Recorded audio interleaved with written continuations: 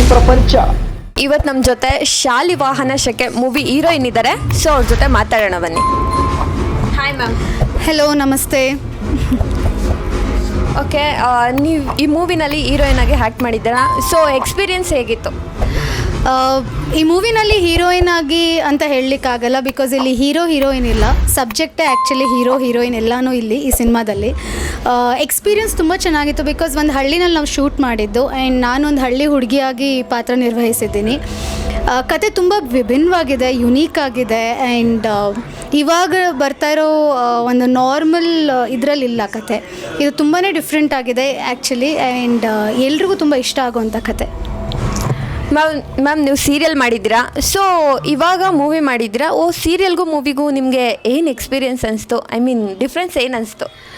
So ಇದು actually ನನ್ನ 5ನೇ ಸಿನಿಮಾ.